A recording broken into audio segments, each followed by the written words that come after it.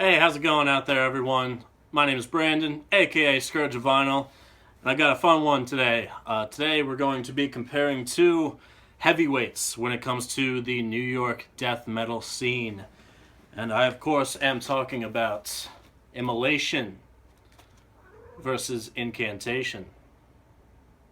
Now, why I decided to do something like this, mostly because I like talking about death metal. Mostly because I am a big fan of both Immolation and Incantation. But for me, the two bands are closely linked.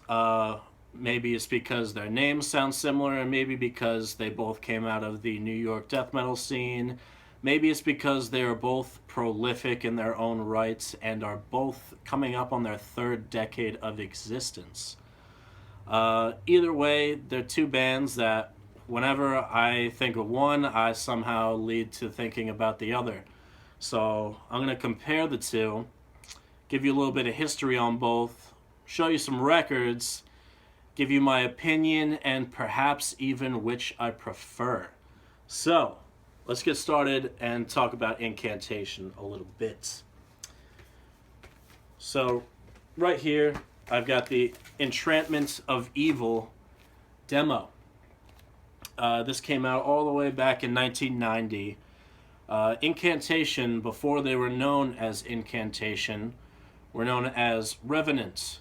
John McEntee and Paul Ledney, who would go on to form Profanatica, one of the first U.S. black metal bands, started up Revenant, got tired of writing thrash metal songs and wanted to do something a little bit darker. The result, the beginning of Incantation. Incantation is a band that I've always considered walks a fine line between death and doom metal. You put the two together and you have one of the finest death doom acts ever to emerge from the underground metal world. And this is kind of where it all started, Entrapment of Evil. And then we've got, this is an EP entitled Blasphemous Cremation. Now this didn't get released until decades later, but this is early, pre-Onward to Golgotha material. This was initially supposed to be a split with the band Amorphous. It was recorded, but never saw the light of day until the 2000s. But you have demo recordings of what would end up being songs off of the first Incantation full-length album, and that would be Onward to Golgotha, which many people consider to be a classic death metal album. For my money, you've got Craig Pollard on vocals, one of my favorite death metal vocalists ever. Vocals and guitars on this album. John McEntee on guitars as well. This early incarnation of Incantation, I think, is responsible for some really classic stuff. You have the opening title track, songs like Blasphemous Cremation, Unholy Massacre, Entrapment of Evil, Christening the Afterbirth, Profanation. I mean, a lot of these appeared on early demos and EPs, as I stated before, but not in this form.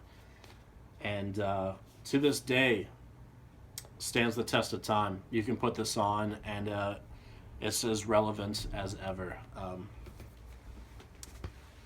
Then comes Mortal Throne of Nazarene. Again, a classic. Still features Craig Pollard's unholy vocals.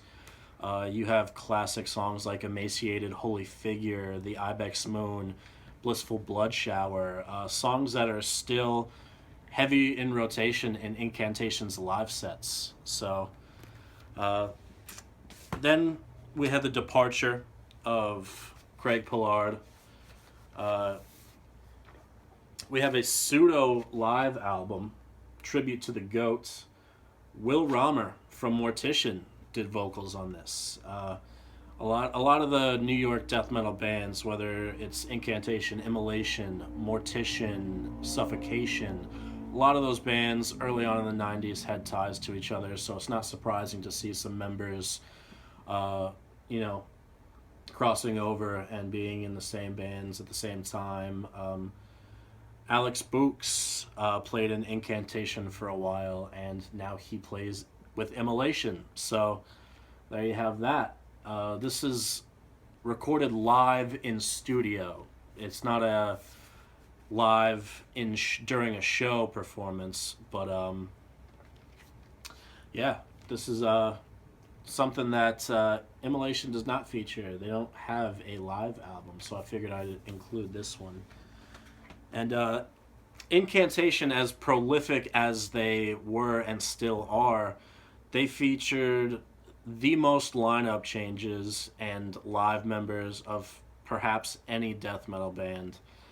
And Diabolical Conquest saw a new vocalist. Don't recall his name off the top of my head. I think it's Dave something.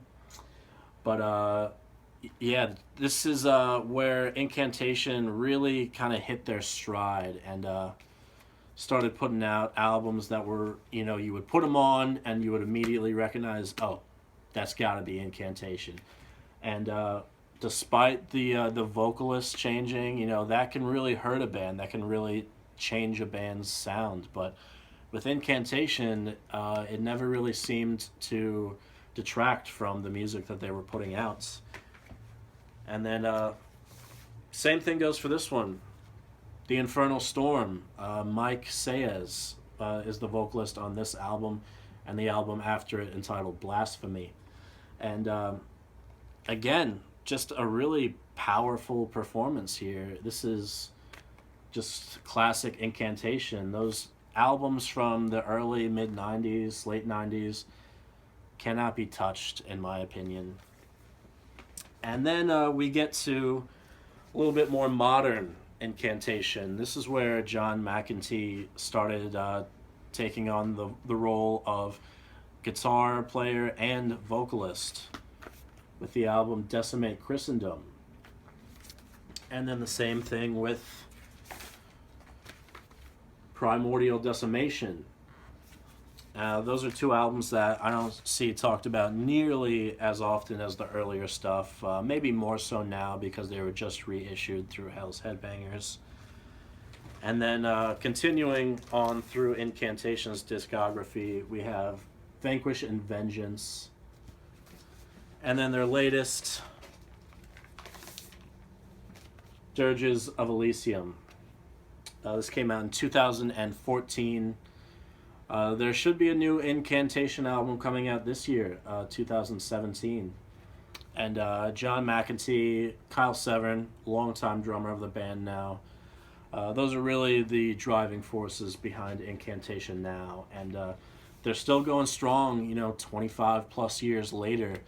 And I think this is an outstanding album. I mean, songs like Carry on Prophecy, From a Glaciate Womb, Dominant Ethos, those are songs that they've been playing live and songs that sound just as heavy as ever. So really looking forward to a new Incantation album this year, and eager to see how they add to their already cemented legacy when it comes to New York death metal and old school death metal in general. So that's a little bit on Incantation. Now let's talk about Immolation. Dawn of Possession. Now, Immolation started out as a band called Rigor Mortis, not to be confused with the thrash band from Texas, but quickly changed their name. Again, this is a classic album. Anytime that you're going to be hearing about classic early 90s death metal albums, Immolation's Dawn of Possession should without a doubt be mentioned. Songs like Into Everlasting Fire, the title track, Those Left Behind, and of course their eponymous track, Immolation. This is just absolutely phenomenal death metal. Immolation always took a more straightforward death metal approach rather than the death doom style of Incantation, and there was also a hell of a lot more technicality. Not so much to the point where you would consider Immolation a technical death metal band, but the musicianship right from the beginning, you could tell that these guys had a lot of talent. I'm talking about Ross Dolan, the vocalist and bass player, and Robert Vigna, their guitar player, who have been the two long-standing members and sole original members of Immolation. Coming up on their second full-length album, Hereinafter, you will notice a theme when it comes to Immolation's early albums, that they were strongly anti-religion.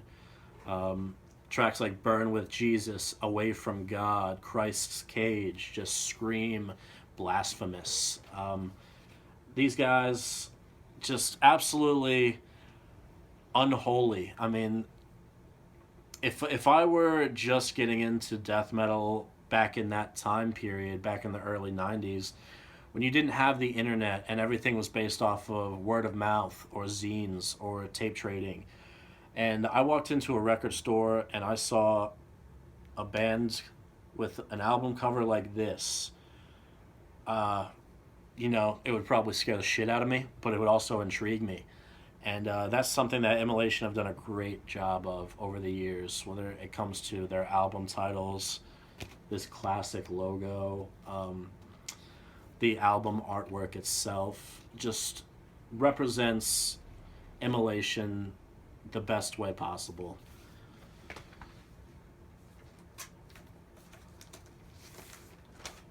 Now we get to their third full-length album, Failures for Gods. This contains No Jesus, No Beast, Failures for Gods, the classic lyrics, Can You Hear Us, Death to Jesus. I mean, just an unbelievable record. I'm going to backtrack for a minute here and say that Dawn of Possession was originally released by Roadrunner, and then shortly after, Roadrunner dropped pretty much every death metal band on their roster. And then luckily, Metal Blade picked up Immolation. So albums like Hereinafter, Failures for Gods, and then my personal favorite Immolation record, Close to a World Below, were released through Metal Blade Records. And they got the recognition that they deserve. They became a worldwide force in the death metal scene, and strong purveyors of what New York, the East Coast, and the Northeast specifically had to offer. Higher Coward, Father, You're Not a Father, just absolutely, again, just blasphemous, unholy stuff. The lyrics on these albums, I think that Ross Dolan just puts, when he puts pen to paper, you get the sort of just awe-inspiring aggression, just spewing venom. It's tough stuff, man. It really just drives home the points. And we've got an album like Unholy Cult, which was a little bit of a turning point, I want to say, for Immolation. You still have those kind of blasphemous overtones where you had on the first three albums, but you start to hear a little bit more about just the overall essence of man. Songs like Of Martyrs and Men, A Kingdom Divided, and then you still have the anti-religious stuff. Obviously, the title track, Unholy Cult, Wolf Among the Flock, Rival, The Eminence. Another, kind of unsung classic when it comes to Immolation's discography. And then, unfortunately, I don't have them to show, but they would go on to release albums like Harnessing Ruin, Shadows in the Lights, Majesty and Decay, and the Providence EP, all absolutely outstanding Immolation records. I've heard them all. I just don't own them on a physical format. And then still going strong, Immolation, Kingdom of Conspiracy. I actually really love this album. A lot of people point to the production, say it's a little bit stale. To me, that doesn't take away from the songwriting that is on display here. Songs like Indoctrinate, the closing track, All That Awaits Us. Just absolutely, again, outstanding stuff from Immolation. Is there truly darkness before the light, or is darkness all that awaits us? It's some heavy shit, I think. And then, fortunately, early in 2017, we were graced with a brand new Immolation album, Atonement. And I've already ranted and raved about this album a little bit here on this channel, and I know that other people that I've talked to and other videos that I've watched, people are highly praising this album, and rightfully so. Songs like When the Jackals Come, Destructive Currents, which is the single off of this album, and then a couple of my favorite tracks, Lower, and then the title track, Atonement. It's amazing. Finally brought the old logo back. And it's not that they ditched the old logo. I talked to Ross at the Decibel Metal and Beer Fest, and I asked him why they decided to bring it back for this album. And he said that they never wanted to get rid of it in the first place. It's just the logo, when they were doing mock-ups for the artwork, it never really fit what they wanted to. So they just chose the other style for some of the albums, and it never went away, but here it is on full display. And so that's it for what I have to show for Incantation versus Immolation. Now, quick little recap, I suppose. Incantation, originally from New York, they are now stationed in eastern Pennsylvania. Immolation from Yonkers, still residing in New York. Both bands, absolutely essential death metal listening. Incantation seems to have a little bit more output, albeit with constant lineup rotation. And Immolation have stayed true to their style pretty much all of these years, which is something that I highly respect. I find that sometimes when bands decide to branch out and experiment a little bit, it can sometimes fall flat. It can sometimes alienate your original fan base who you garnered doing what you do best. And I think that's something that Immolation has done a good job of over the years, is staying true to their formula and putting out solid release after solid release.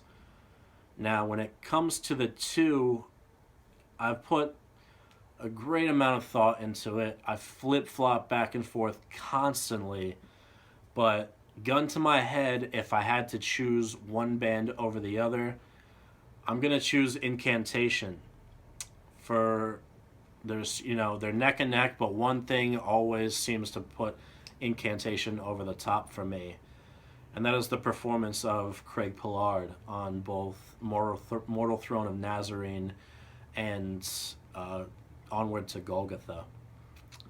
He's just, hands down, one of my favorite death metal vocalists.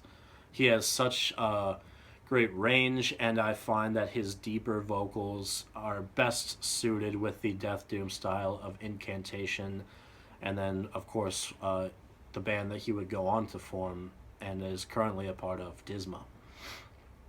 So that's my opinion. Let me know what your opinion is down in the comments. Again, can't go wrong with either one, but this is a cool topic, I think, to talk about, start up a discussion, and I want to hear what you guys have to say about it. So thanks a lot for tuning into this video. If you're still watching, thank you for watching this whole thing. As always, thank you to all my new subscribers, people who like these videos, comment on them. I can't thank you enough. So, until the next time, take care.